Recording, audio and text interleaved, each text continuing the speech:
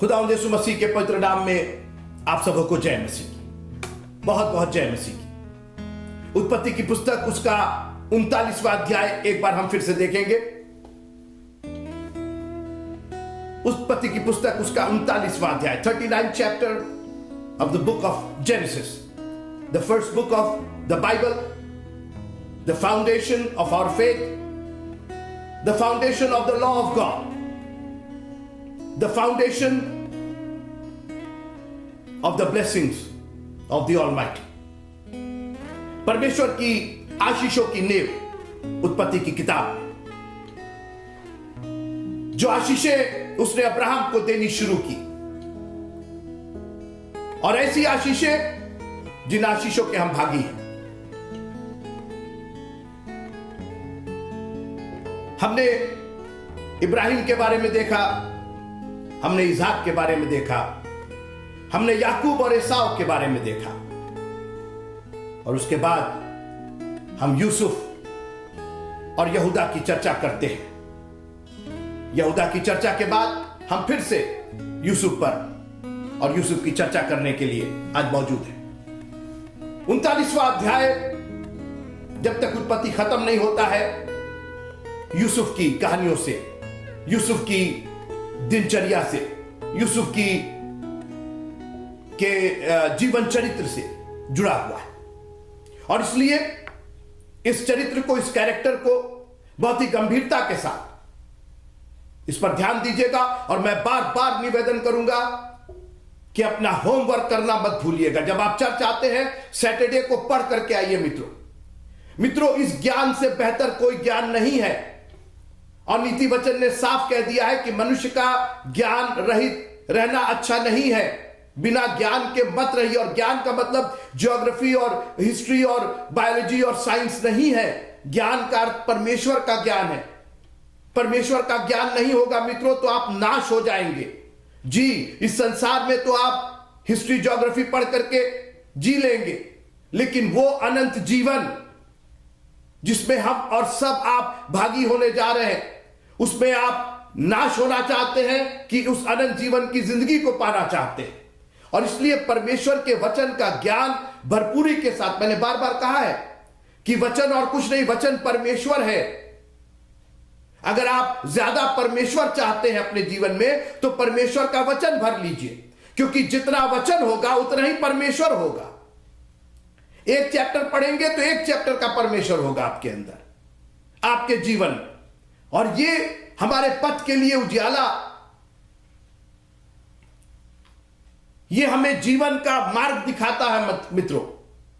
और इसलिए सैटरडे को एक बार जरूर पिछला और अगला जरूर पढ़ लिया कीजिए अध्याय। और आपको तो खुश होना चाहिए कि हम एक सीरीज चला रहे हैं। हम अपने विषय से कहीं भटक नहीं रहे। हम कुछ इधर उधर का हम कोई कट पीस आपको नहीं देना चाहते कि आपको समझ में ना आए कि कौन चीज कहां से जुड़ी हुई है। यह बहुत ही महत्वपूर्ण सीरीज है मित्रों। इसी के द्वारा हमारे बहुत से मसीही जीवन के भ्रम दूर होंगे। आज जो मसीही समाज में इतने भ्रम पैदा है, इसलिए कि हम लोग कटपीस पर जी रहे हैं। कोई मत्ती से उठा करके बोल देता है, कोई लूका से उठा के बोल देता है, कोई यूहन्ना से उठा के बोल देता है। ऐसा मत करिए ना। कटपीस हमेशा कंफ्यूजन पैदा करेंगे और सबके पास अपनी अपनी राय। हमारी कोई राय ही नहीं है। हम तो परमेश्वर के वचन से, हम तो पवित्र आत्मा के चलते हैं। और 39वां अध्याय आज हम थोड़ी देर के लिए देखना चाहेंगे। यूसुफ का एक और कैरेक्टर, अपने घमंड की वजह से, अपनी असावधानी की वजह से, अपने ऊपर भरोसा रखने की वजह से यूसुफ आज जेल खाने में पड़ा हुआ है, बंदी गृह में पड़ा हुआ है। नीति वचन 28 और उसके 26 में लिखा हुआ है, जो स्वयं पर भरोसा रखता वो मूर्ख है। और कुछ ऐसी ही मूर्खता यूसुफ ने अपने जीवन में कर डाली। मुझसे बड़ा कोई नहीं। उत्पत्ति का 39वां अध्याय और उसकी 9वीं आयत, इस घर में मुझसे बड़ा कोई नहीं। अपना काम करने के लिए घर के अंदर चले गए। किसी बाकी नौकर चाकर की जरूरत नहीं थी। मैं स्वयं कर लूंगा। मुझको अपने ऊपर कॉन्फिडेंस है। सेल्फ कॉन्फिडेंस अच्छा है, ओवर कॉन्फिडेंस ठीक नहीं है।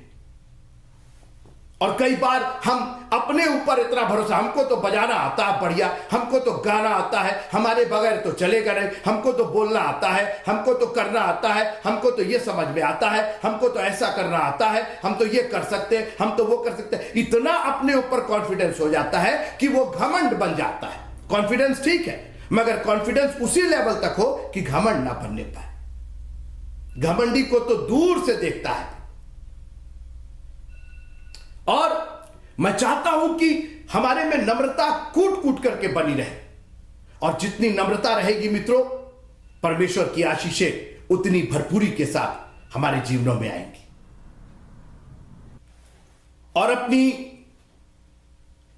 असावधानी की वजह से यूसुफ बंदीगृह में डाल दिया गया। मगर आज मैं फिर थोड़ा सा हट करके आपसे बात करना चाहता हूं। कई बार परमेश्वर हमें ऐसी परिस्थितियों में डाल देता है जहां हम ज्यादा सुरक्षित होते हैं। हम क्या प्रार्थना करते हैं कि हमें बुराई से बचा, हमें परीक्षा में ना पड़ने दे, बल्कि बुराई से बचा। और यूसुफ पोतीफर के घर में था, और लिखा कि उसकी पत्नी प्रतिदिन उससे बात करती थी, प्रतिदिन उसको परीक्षा में डालती थी। मित्रों, वो बात नहीं करती थी, वो परीक्षा में डालती थी, अपने हवस, अपने वासना की परीक्षा में डालती थी उसको। और उस घर में यूसुफ अब परीक्षा में पढ़ रहा था। अब यह स्थिति उसकी गुलामी की स्थिति से ज्यादा खतरनाक थी। अभी तक तो वो गुलाम की हैसियत से था, फिर पोतीफर ने उसको अधिकारी बना दिया, अधिकार दे दिया। मगर अब उसी घर में, उसी अधिकार में उस पर परीक्षा आने लगी। और कई बार मित्रों, हम अपने ही घर में, अपने ही काम पर, अपनी ही नौकरी पर परीक्षा में पड़ जाते हैं। कहां जाए, कैसे छोड़ दे, भाग जाए इस घर से, इस घर की नौकरी छोड़ दे, इस संस्था की नौकरी छोड़ दे, ये बिजनेस छोड़ दे। कई बार हम परीक्षा में पड़ जाते हैं, और इसीलिए दुआ कीजिए। और जब दुआ कीजिए तो अपनी परीक्षा को सामने रखिए, हमें परीक्षा में ना डाल प्रभु जी, हमें बुराई से बचा, क्योंकि ये परीक्षा हमें बुराई में पड़ जाने देगी, हमको पढ़ा देगी, बुराई में पढ़ा देगी, हम बुराई में पड़ जाएंगे। हमें इस परीक्षा से बचाइए। हम अपने घर में ही परीक्षा में पड़ गए। हमारी बेटी ऐसा काम कर रही है, हमारा बेटा ऐसा काम कर रहा है, हमारी पत्नी, हमारे पति, आपको मालूम है आपकी परीक्षाएं, और सबकी परीक्षाएं अलग अलग होती है मित्रों, लेकिन उसके ऊपर लेबल परीक्षा का ही होता है, और उसका परिणाम बुराई ही होता है। आपको समझ में नहीं आता क्या करे। और कुछ ऐसी हालत यूसुफ की होगी। अपने घमंड में तो था ही, अपने गर्व में, अपने ईगो में था ही अधिकार, मुझसे बड़ा कोई नहीं है, और यह परीक्षा पड़ गई। लेकिन प्रभु का धन्यवाद कीजिए कि जब आप प्रभु से प्रार्थना करते हैं और प्रभु के साथ रहते हैं, तो वो आपको आपकी परीक्षा से निकलने का भी मार्ग दिखाता है। वो उसी परीक्षा से निकलने का मार्ग दिखाता है। एक मिनट, कई बार उसके मार्ग हमारे मार्ग से फर्क होते हैं। हमको लगता है कि पहाड़ की चोटी पर पहुंच जाएंगे तभी बचेंगे, नहीं, वो हमें घोर अंधकार से भरी हुई तराई में भी होकर के बचाता है। मित्रों, हमारी सोच पहाड़ की चोटी की है, हमारी सोच कि और हम एलिवेट कर दिए जाए और ऊंचे उठा दिए जाए। प्रभु कहता नहीं, हम घाटी में लेकर चलेंगे, लेकिन तुम्हारी हानि नहीं होने देंगे। इसलिए संपूर्ण मन से उस पर भरोसा रखिए कि प्रभु आप जो करेंगे, हम तो चाहते हैं कि हम पहाड़ पर चले जाएं, हम तो चाहते हैं कि हम और आगे निकल जाए और बढ़ जाए। प्रभु कहता नहीं, हम तुमको घटाएंगे, लेकिन तुमको बुराई से, परीक्षा से बचाएंगे और बुराई से बचाएंगे। और हुआ क्या, परमेश्वर ने इसको पोतीफर के घर से निकाल करके, सुनिए, ध्यान से सुनिए, पोतीफर के घर से निकाल करके, जिस घर में परीक्षा हो रही थी और जिस घर में वो आसानी से बुराई में पड़ सकता था, अभी तक तो नहीं पड़ा था, अभी तक तो उसने अपने आप को संभाला, लेकिन कब तक संभाल सकता था यह प्रभु जानता है। और प्रभु को मालूम है कि तुम अब इस परीक्षा को ज्यादा देर तक सहन नहीं कर सकते हो, इसलिए वो परीक्षा के साथ साथ निकासी भी करता है।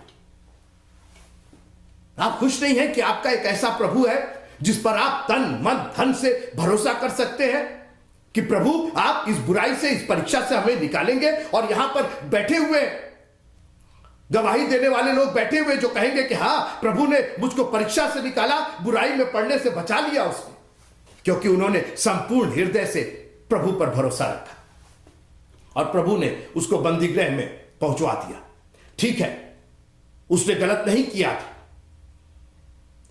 लेकिन परमेश्वर ने दो काम किया। एक तो उसके घमंड को कम किया और दूसरा उसको परीक्षा से निकाल करके, बुराई से बचा करके एक सुरक्षित स्थान पर पहुंचा दिया, क्योंकि पोतीफर की बीवी की पत्नी जेलखाने में नहीं थी, वो पूरी तरीके से उससे आजाद था। बंदी गृह में रह करके भी वो आजाद था मित्रों।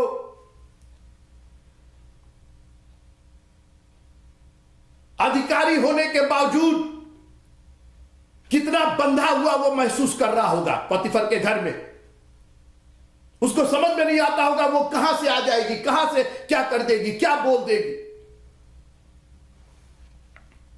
और कई बार आप अपने आप को कितना बंधा हुआ महसूस करते होंगे, अपने बिजनेस, अपनी नौकरी, अपने घरों में, अपने रिश्तेदारों के बीच में, अपने संबंधों में आप कितना बंधा हुआ महसूस करते होंगे। काश प्रभु जी मैं कैसे निकल सकता। लेकिन एक बात कहूं, अगर प्रभु निकासी कर रहा है तो निकल जाइए उसमें से। लाल समुंदर को मत देखिए, उसके बीच में जो दो भाग है, उसके अंदर, उसके बीच में जो मार्ग उसने निकाला उसको देखिए। इस्राएली लाल समुंदर देख रहे थे, परमेश्वर को उनका पार उतरना दिखाई दे रहा था। अगर प्रभु आपको लाल समुंदर के किनारे लेकर के जा रहा, आप कह रहे यहां कहां आप लेकर के चले आए, हम कैसे बचेंगे इसमें से। आपको नहीं, ये आपका काम ही नहीं है। वो ऐसे सुपर नेचुरल काम करेगा मित्रों जो आपकी चित्त पर नहीं चढ़े, जो आपकी आंखों ने नहीं देखा, आपके कान ने नहीं सुना, आपके मस्तिष्क ने जो सोचा नहीं, वो करके दिखाता है। और परमेश्वर ने उसको बंदीगृह में भेज दिया। यूसुफ बड़बड़ाया नहीं, चिड़चिड़ाया नहीं, घबराया नहीं।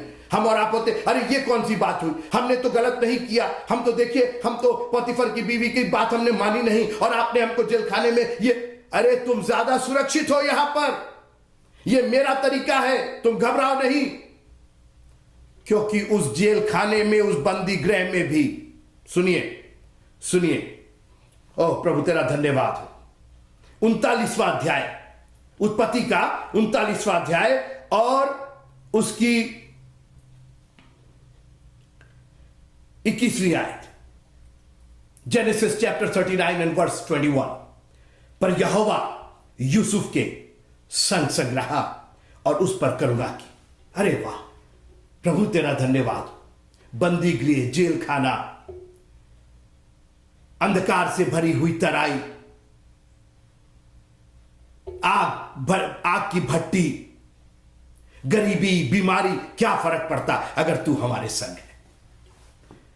अगर तेरी करुणा की दया हम पर है खुदावंद, ये परिस्थितियां हमें कहीं से डिगाने नहीं पाएंगी। और आज मैं यही चैलेंज करके आपसे विदा लेना चाहता हूं। प्रभु को अपने संग रखिएगा मित्रों। वो परीक्षा में निकासी करता है, और जब वो निकासी करता है तो कुड़कुड़ाइए नहीं, बड़बड़ाइए नहीं, घबराइए नहीं। वो आपको एक ऐसी सुरक्षित जगह ले जाएगा, भले ही वो जेल खाना क्यों ना हो, भले ही वो शेरों की बांध क्यों ना हो, भले ही वो धधकते हुए आग की भट्टी क्यों ना हो, भले ही वो लाजर की कब्र क्यों ना हो, वो सुरक्षित रखेगा आपको, क्योंकि उसको अपनी महिमा लेनी है मित्रों। ये कीवर्ड याद रखिएगा। वो जो भी करेगा ना, वो अपनी महिमा के लिए करेगा।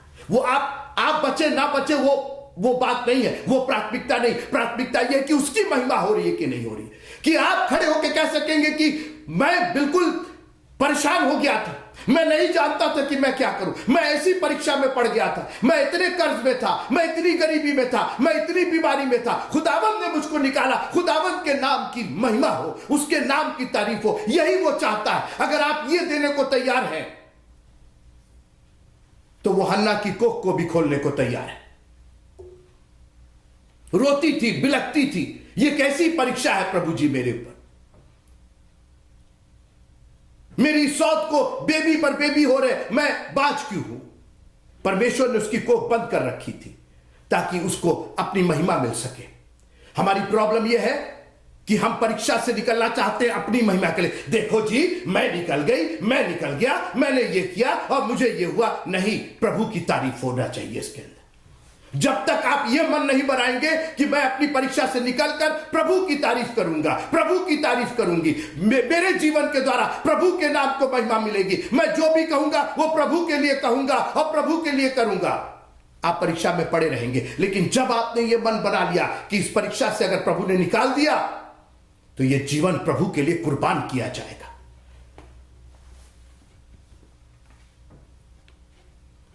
और उस जेल खाने में एक अजीब बात हुई।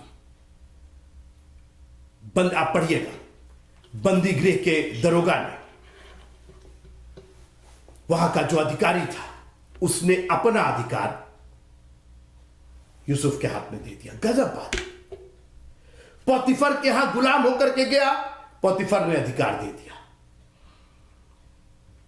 और अब यह बंदी गृह में अधिकारी के रूप में रह रहा है। आप देख रहे हैं मित्रों, प्रभु का इंतजाम, जब प्रभु आपके साथ रहता है ना, तो जेल खाना भी आपके अधिकार में आ जाता है। और याद रखिएगा, जहां अधिकार होता है वहां डर नहीं होता है। फिर से सुनिएगा, ये नोट कर लीजिए कहीं, जहां अधिकार होता है वहां डर नहीं होता। अधिकार घटा, डर बढ़ा, अधिकार बढ़ा, डर घटा। तभी तो लोग अधिकारियों को बोलते, अरे भाई अधिकारी, क्या मतलब, इनको डर नहीं।